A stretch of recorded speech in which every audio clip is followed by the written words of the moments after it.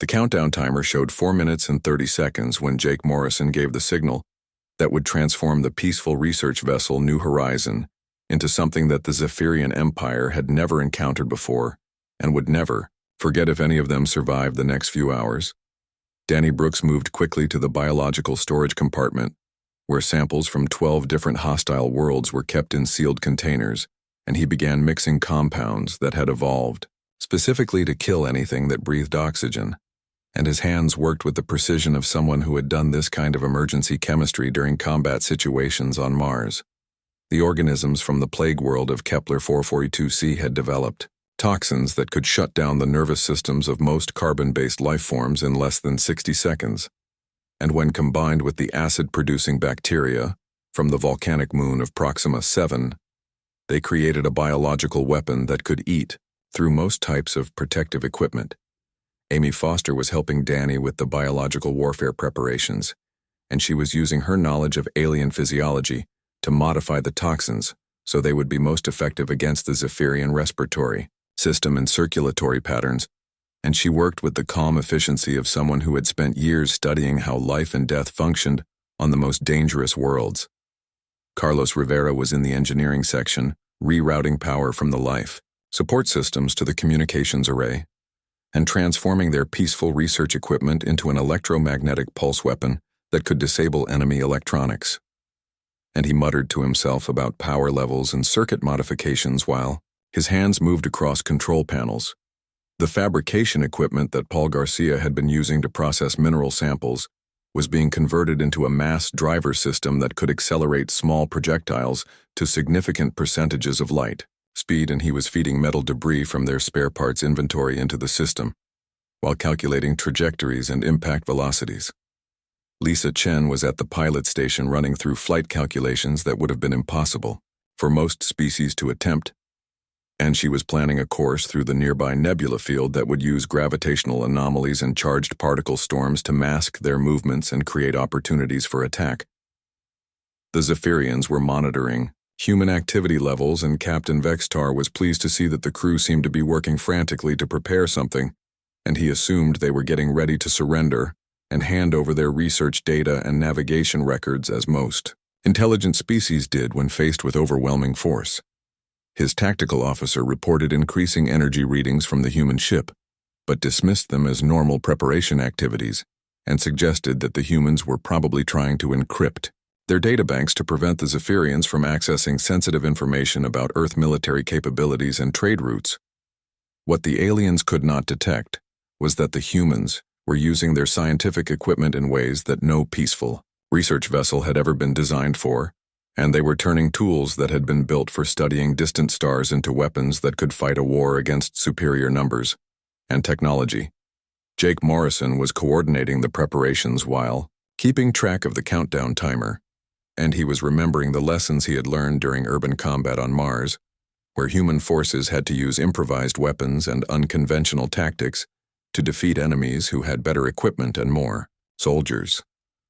The key to winning an impossible fight was to make sure that the enemy never got a chance to use their advantages and to turn their strengths into weaknesses by forcing them to fight under conditions they had not prepared for,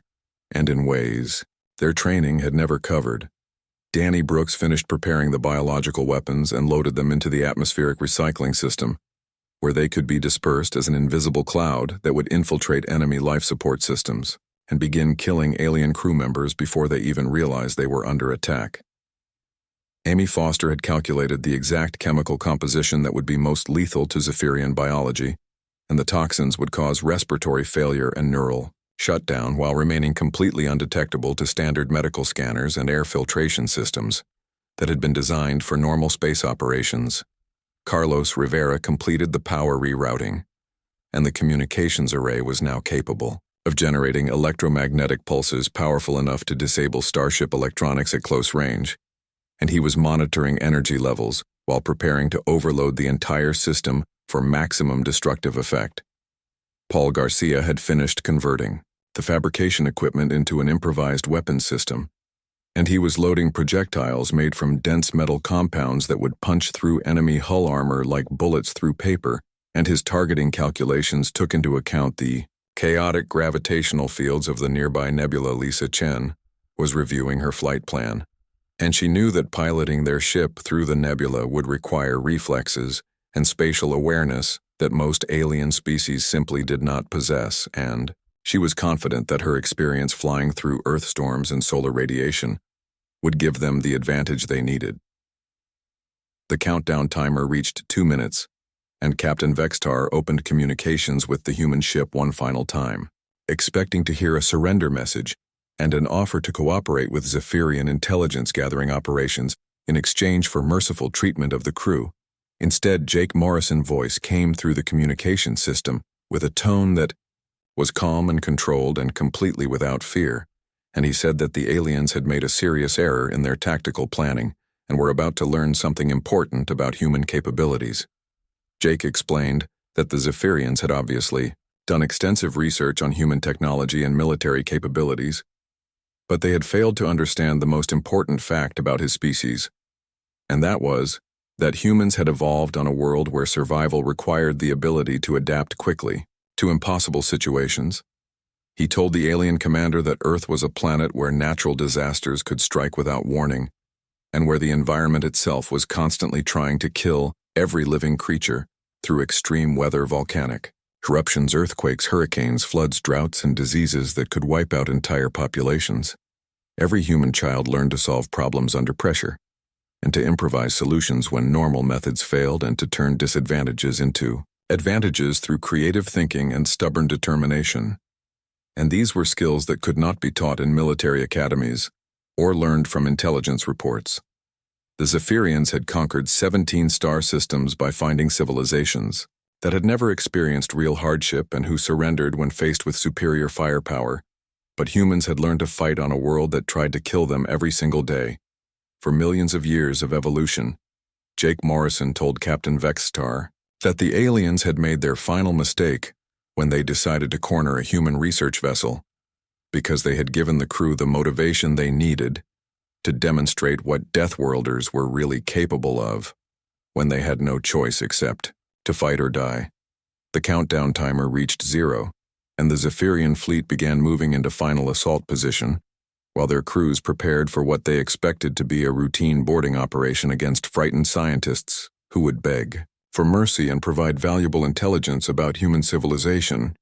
Captain Vextar was confident that this would be another easy victory to add to his impressive military record, and he had no idea that he was about to become the first Zephyrian commander to discover why the galaxy would eventually learn to fear the quiet research ships from the small blue planet that humans called home. The New Horizons suddenly accelerated toward the nebula field at a speed that should have torn the ship apart, and Lisa Chen was piloting through gravitational anomalies and charged particle storms that would have destroyed any normal vessel, while her crew prepared to show the aliens what happened when you cornered something that had evolved to survive on the most dangerous world in the galaxy. 2 hours after the battle began, the once mighty Zephyrian hunting fleet was reduced to floating debris scattered throughout the nebula field, and only Captain Vex's Tar flagship remained functional, with half its crew dead from biological weapons, and its weapon systems completely disabled by electromagnetic pulses. The New Horizon approached through the wreckage like a predator that had finished hunting, and Jake Morrison could see the alien vessel limping through space with emergency lights flickering weakly along its damaged hull,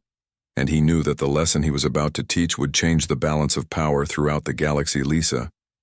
Chen brought their ship alongside the crippled Zephyrian flagship, and she was careful to maintain a safe distance while keeping their improvised weapons trained on the alien vessel, in case Captain Vexistar decided to make one final desperate attack against the humans who had destroyed his fleet. Jake Morrison opened communications with the surviving aliens, and his voice carried no anger or hatred, just the calm tone of someone explaining a natural law that could not be changed by wishful thinking or military doctrine, and he began to tell Captain Vexistar exactly what had gone wrong with the alien battle plan. He explained that the Zephyrian Empire had built its reputation by conquering civilizations that had never known true hardship and who surrendered when faced with overwhelming force. But they had made the mistake of assuming that all intelligent species would react the same way when cornered by superior enemies. The aliens had obviously done extensive research on human technology and military capabilities, but they had failed to understand the most fundamental fact about Jake's species, and that was that humans had evolved on a planet where survival required constant adaptation to changing threats and environmental hazards. Earth was a world where natural disasters could strike without warning, and where the climate could shift from tropical heat to Arctic cold in a matter of hours, and where volcanic eruptions, earthquakes, hurricanes, floods, droughts, and diseases regularly killed millions of creatures, including early humans. Every human child learned to solve problems under extreme pressure and to improvise solutions when normal methods failed, and to turn apparent disadvantages into unexpected advantages through creative thinking and stubborn determination to survive against impossible odds. The educational system on Earth included mandatory training in basic chemistry, biology, physics, and engineering, because every human needed to understand how the world worked in order to stay alive long enough to reproduce and pass their knowledge to the next generation. Deep space exploration attracted people who had additional survival training and combat experience, because traveling to unexplored regions of the galaxy was one of the most dangerous jobs in human civilization and required skills that could not be learned in safe, comfortable environments. Jake Morrison told Captain Vextar that his crew included former military personnel who had fought in colonial wars, mining specialists who had worked near unstable stars, field medics who had treated wounds while under enemy fire, and pilots who had survived emergency landings on hostile worlds. These were not helpless academics who would panic when faced with danger, but professionals who had volunteered for deep space missions precisely because they knew that survival in unknown regions required the ability to adapt quickly to impossible situations and to fight when fighting was the only option. The Zephyrians had made their fatal error when they decided to corner the human research vessel because they had given the crew the motivation they needed to demonstrate what Deathworlders were really capable of when they had no choice except to win or die. Captain Vextar listened in stunned silence as Jake Morrison explained how his people had turned peaceful research equipment into effective weapons in less than an hour, using nothing but scientific knowledge, improvisation skills, and the determination to survive that had been bred into them by millions of years of evolution. On the most dangerous planet in the known galaxy, the biological weapons had been created from samples that the humans had collected during their research mission, and the toxins were based on organisms that had evolved specifically to kill anything that did not belong in their environment, and Amy Foster had simply modified them to be most effective against Zephyrian physiology. The electromagnetic pulse weapon had been improvised by Carlos Rivera, who had rerouted power from their life support systems to their communications array and overloaded the entire system to generate pulses powerful enough to disable starship electronics at close range. The mass driver system had been created by Paul Garcia, who had converted their mineral processing equipment into a weapon that could accelerate metal projectiles to significant percentages of light speed, using techniques that were standard in human manufacturing and construction industries. Lisa Chen had piloted their ship through gravitational anomalies and particle storms that would have destroyed most vessels because she had been trained to fly through Earth atmospheric conditions where hurricanes, electromagnetic interference, and solar radiation were routine hazards that every pilot had to master. Jake Morrison explained that the most important lesson Captain Vexistar should take back to the Zephyrian Empire was that humans were not conquerors who wanted to build an empire by destroying other civilizations, but explorers who wanted to learn about the universe and share their knowledge with peaceful species. However, if any species decided to threaten human survival or try to enslave human crews, then they would discover that the only thing more dangerous than a cornered human was a human who had time to prepare for battle,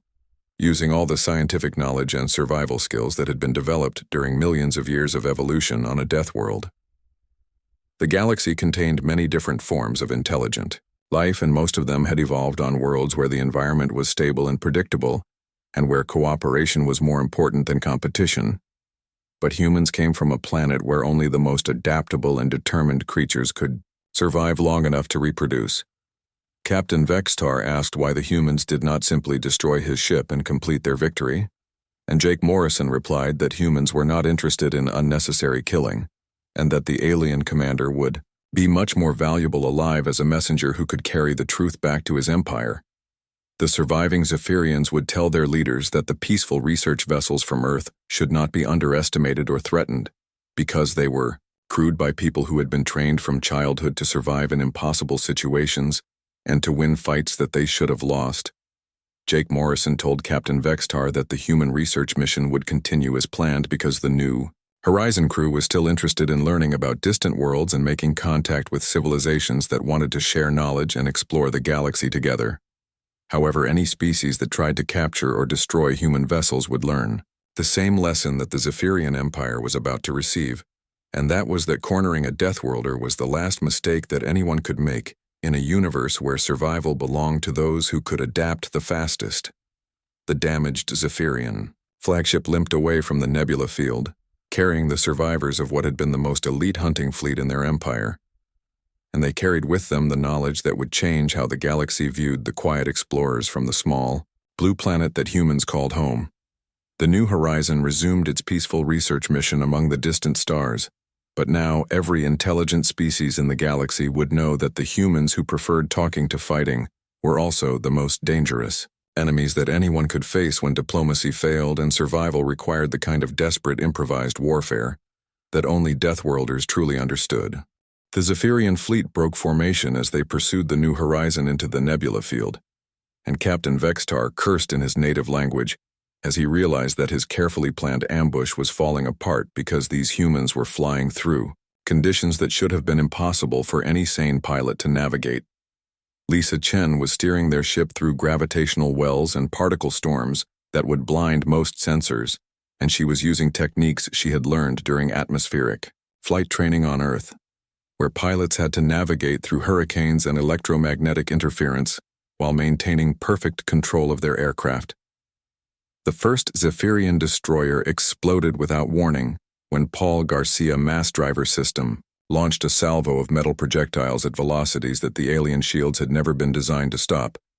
and the dense metal slugs punched through their hull armor like bullets through tissue paper. Captain Vextar watched in shock as one of his most advanced warships was destroyed by what appeared to be chunks of scrap metal fired from improvised weapons, and he could not understand how a peaceful research vessel had suddenly become capable of destroying military spacecraft.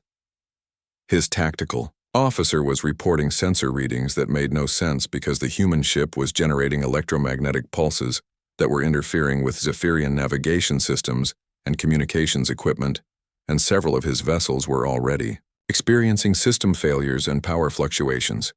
Carlos Rivera was monitoring the power levels of their improvised electromagnetic weapon, and he was preparing to overload the entire communications array in one massive pulse that would disable every piece of electronic equipment within a 50-kilometer radius, including their own ship systems. The second Zephyrian vessel went dark when the electromagnetic pulse hit its command center, and the alien crew found themselves drifting helplessly through space with no power, no communications, and no way to control their ship, while emergency lights flickered weakly in the corridors. Jake Morrison was coordinating the attack while keeping track of their ammunition supplies and power reserves, and he knew that they had to make every shot count, because they would not get a second chance if their improvised weapons failed to destroy the alien fleet. Amy Foster and Danny Brooks were monitoring the biological weapon deployment and watching as invisible clouds of engineered toxins spread through the nebula field where they would be drawn into the life support systems of any ship that tried to pursue the New Horizon through the particle storms. The third Zephyrian cruiser began reporting casualties as the biological weapons infiltrated their air recycling systems, and alien crew members started collapsing as their nervous systems shut down and their respiratory functions failed, and their medical officers had no idea what was killing. Their people Captain Vextar was beginning to understand that he had seriously underestimated these humans, and that his intelligence reports had been completely wrong about their capabilities and their willingness to fight when cornered by superior forces. His communications officer was trying to re-establish contact with the rest of the fleet, but the electromagnetic interference from the nebula field was being amplified by whatever the humans had done to their electronic systems, and most of his ships were now operating without coordination or tactical support. The fourth Zephyrian vessel exploded when another salvo of projectiles found weak points in its hull design, and Paul Garcia was already loading the next round of ammunition, while calculating new trajectories that would take advantage of the chaotic gravitational fields To increase the impact velocity of his improvised weapons, Lisa Chen was piloting through sections of the nebula that were so dangerous that most species would never attempt to enter them, and she was using the charged particle streams and gravitational anomalies to mask their ship signature while setting up attack runs against the remaining alien vessels. The biological weapons were spreading faster than the Zephyrians had anticipated, and the fifth destroyer was losing crew members so rapidly that they could not maintain basic ship operations, and their captain was sending desperate messages asking for medical assistance that would never arrive in time. Captain Vextar realized that his mighty fleet was being systematically destroyed by a single human research vessel, using weapons that had been improvised from scientific equipment in less than an hour, and he was starting to understand why these Deathworlders had such a reputation for survival. His remaining ships were scattered throughout the nebula field, and most of them were dealing with system failures, casualties, or both, and the humans seemed to know exactly where to strike, to cause maximum damage with minimum expenditure of their limited ammunition and power reserves. Danny Brooks was monitoring the effectiveness of their biological attacks, and he was pleased to see that the toxins were working exactly as designed, and the alien physiology was proving to be even more vulnerable to the engineered pathogens than his calculations had predicted. The sixth Zephyrian ship went silent when its entire crew succumbed to respiratory failure, and the vessel continued, drifting through space with no one left alive to operate its systems,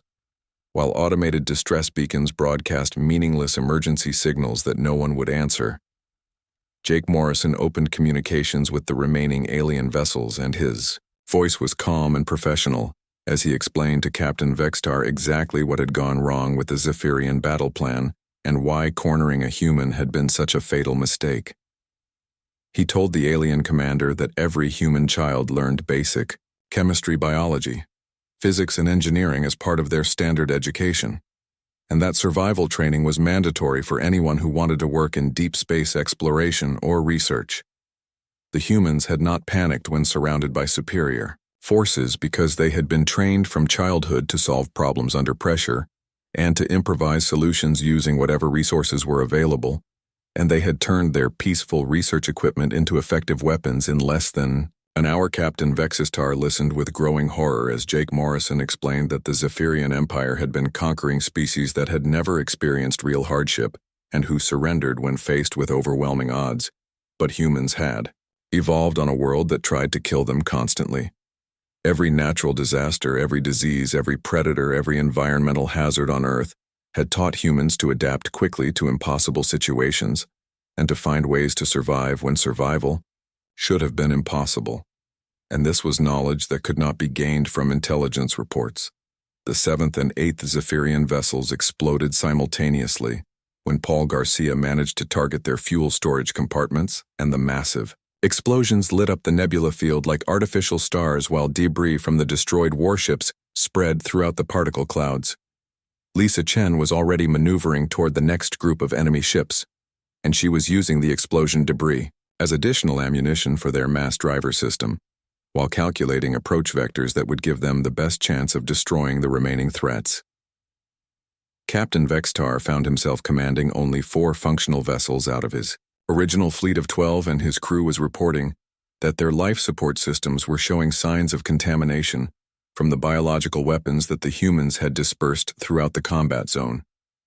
He realized that his proud career as a conqueror was about to end in the most humiliating defeat in Zephyrian military history, and that he would be remembered as the commander who lost an entire battle fleet to a single human research vessel equipped with improvised weapons and determination. Remaining alien ships were trying to retreat from the nebula field, but they were discovering that the humans had planned their attack to cut off all escape routes, and that Lisa Chen was herding them deeper into the particle storms where their superior technology would be useless against the chaotic gravitational fields. Jake Morrison continued his calm explanation of human capabilities while his crew prepared for the final phase of their attack, and Captain Vextar realized that he was about to become the first alien commander to learn why the galaxy would eventually fear the peaceful explorers from the dangerous blue world called Earth. The alien commander, Captain Vextar, settled back in his command chair and watched the human ship on his main screen with the satisfaction of a hunter who had finally cornered his prey after a long and careful stalk through the dangerous regions of unexplored space. His intelligence reports had told him everything he needed to know about these soft creatures from the third planet of a small yellow star, and they were described as weak, peaceful beings who preferred talking to fighting and who would probably surrender immediately when faced with superior firepower from a real military force. The Zephyrian Empire had conquered 17 different star systems using exactly this kind of overwhelming force, and Vexitar had personally commanded the capture of 43 enemy vessels without losing a single ship from his fleet, and this human research vessel would be just another easy addition to his impressive record of victories. His tactical officer reported that the human ship had no significant weapon systems and only basic defensive shields that were designed to protect against space debris rather than military attacks, and their power output was barely sufficient to maintain life support systems, let alone mount any kind of serious resistance against 12 Zephyrian warships. The communications officer was monitoring human transmissions and reporting that the crew seemed to be discussing their situation in calm, measured tones, rather than panicking the way most species did when faced with capture and interrogation by Zephyrian forces. And this surprised Vexitar because fear was usually the first emotion displayed by inferior species. Meanwhile, on the New Horizon, Jake Morrison was gathering his crew in the main laboratory where they could speak privately without the aliens listening to every word they said, and he looked around at the faces of people he had come to trust during their long months of deep space exploration. Lisa Chen was checking her pilot certification records on a portable tablet and reminding everyone that she had logged over 3,000 hours flying through asteroid fields, solar storms, and gravitational anomalies during her service with the Earth Colonial Transport Division, and that navigating around hostile aliens was just another day at the office. Carlos Rivera was examining the power distribution systems and explaining how their research equipment could be modified to serve different purposes, if they were creative enough and willing to ignore safety protocols that were designed for normal operations, rather than life-or-death combat situations. Amy Foster was reviewing the biological samples they had collected from 12 different hostile worlds during their research mission,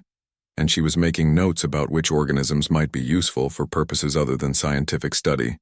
and her expression suggested that she was thinking about very dangerous possibilities. Danny Brooks was inventorying their medical supplies and chemical storage containers, and he seemed particularly interested in the compounds they had gathered from toxic environments and disease-ridden planets, where life had evolved to be as deadly as possible to any organism that did not belong there.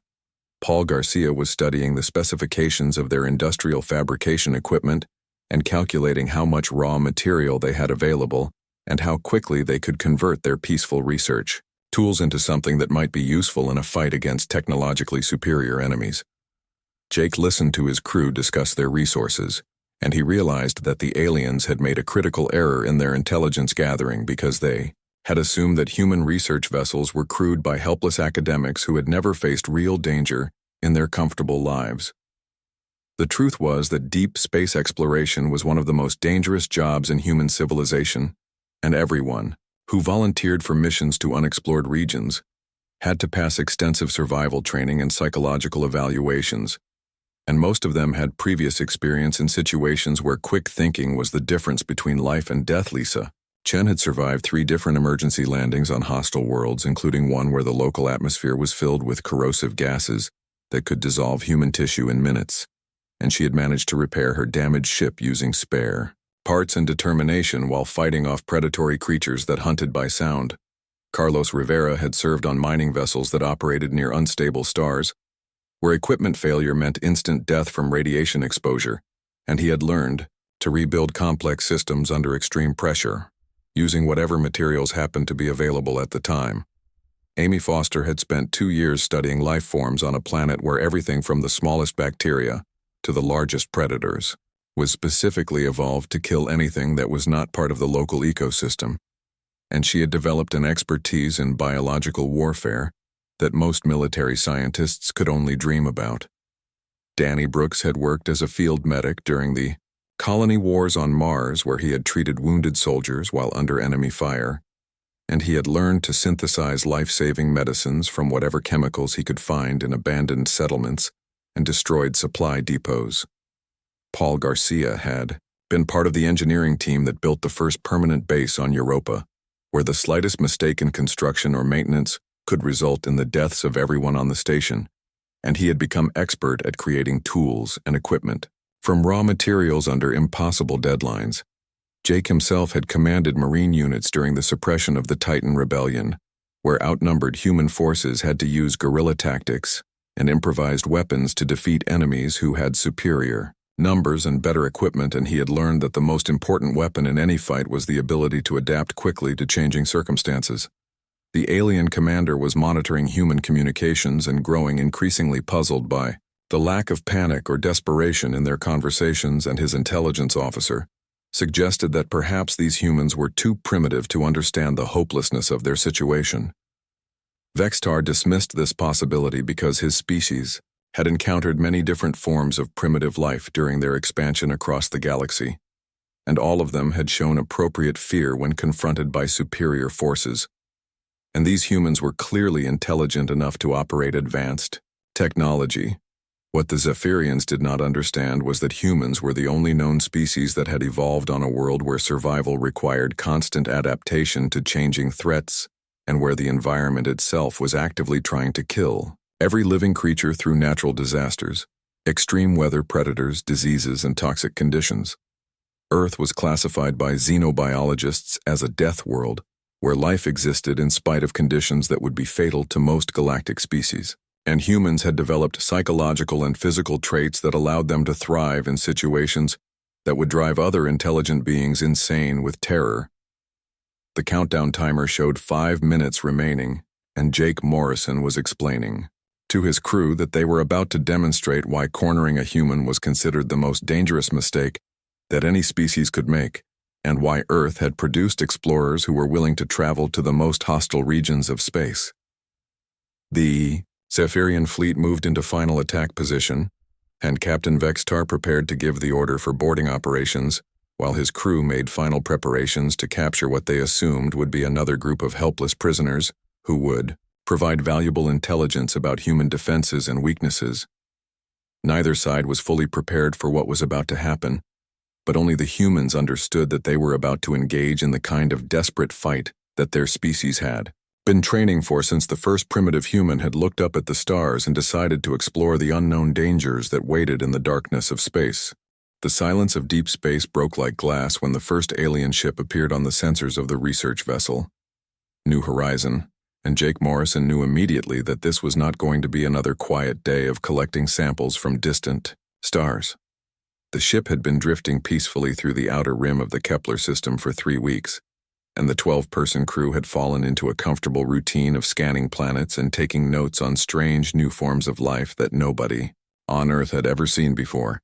And Jake had been looking forward to another month of this peaceful work before they would head back home with their cargo holds full of interesting discoveries. The alien vessel was huge and dark and shaped like a blade that could cut through space itself, and it appeared so suddenly that Lisa Chen nearly spilled her coffee all over the pilot controls, and she cursed under her breath as more ships began to materialize around them like wolves surrounding a lost sheep. Jake counted them quickly and felt his stomach drop when he reached 12 enemy vessels, all much larger than their small research ship,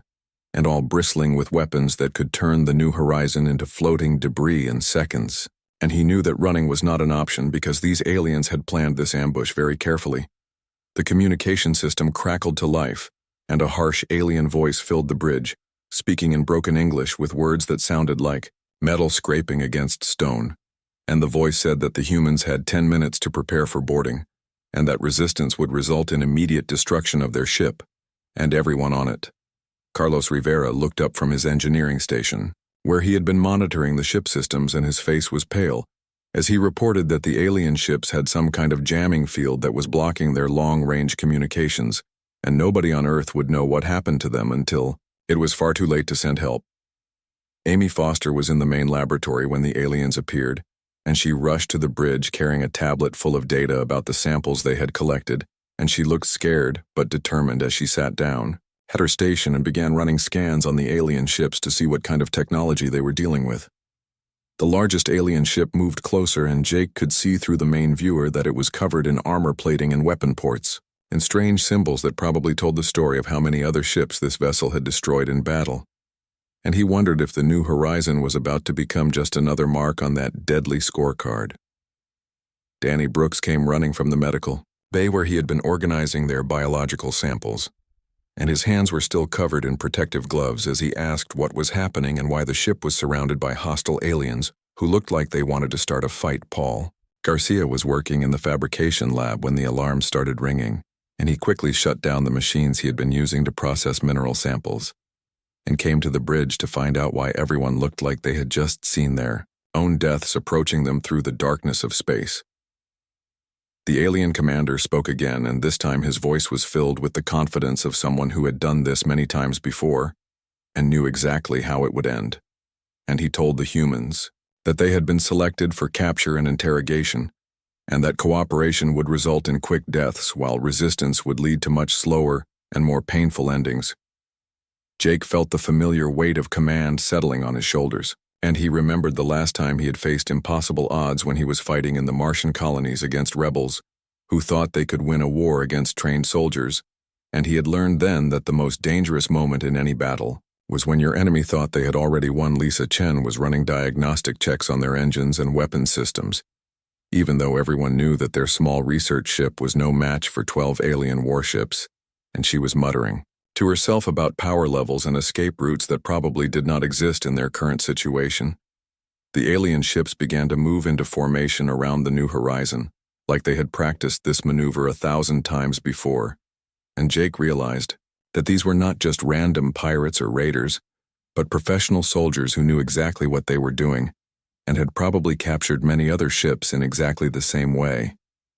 Amy Foster looked up from her scanner readings and reported that the alien ships were using some kind of advanced shielding technology that made their hulls nearly invulnerable to conventional weapons, and their energy signatures suggested power sources that were far beyond anything that human science could currently produce. Carlos Rivera was checking their defensive systems and shaking his head as he reported that their shields were designed for protection against space debris and radiation, not military-grade weapons that could punch holes through starship hulls like bullets through paper, and their situation was looking worse by the minute. The alien commander gave them a final warning and said that human ships were known throughout the galaxy for carrying valuable information about Earth, defenses and trade routes, and that the crew would be kept alive only long enough to provide this information before being disposed of in whatever manner seemed most entertaining. Danny Brooks was looking through the medical supplies and biological samples they had collected during their research mission, and he seemed to be thinking about something important, but he did not share his thoughts with the rest of the crew, who were all focused on the impossible situation they now faced. Paul Garcia suggested that they might be able to modify some of their scientific equipment to create makeshift weapons, but Jake knew that improvised tools would be useless against military starships that had been designed specifically for combat and conquest, and not for peaceful research in the outer reaches of space. The countdown timer on the main screen showed 8 minutes remaining before the aliens would begin their boarding operation, and Jake looked around at his crew and saw the fear in their eyes, but also something else that the alien commander had probably not expected to find on a simple research vessel. These were not ordinary scientists who had spent their whole lives in safe laboratories on Earth, but people who had chosen to travel to the most dangerous and unexplored regions of the galaxy, where anything could happen, and where survival often depended on the ability to think quickly and adapt to impossible situations. Jake made his decision and activated the internal communication system and told his crew that they had 8 minutes to prepare for the fight of their lives and that surrender was not an option, because everyone knew what happened to human prisoners in alien hands, and death in battle was preferable to whatever horrors awaited them as captives. The alien ships moved closer, and Jake could almost feel the confidence radiating from their hulls as their commanders prepared to add another easy victory to their collection of conquered vessels and captured crews, and they had no idea that they were about to learn why cornering a human was the last mistake anyone could make.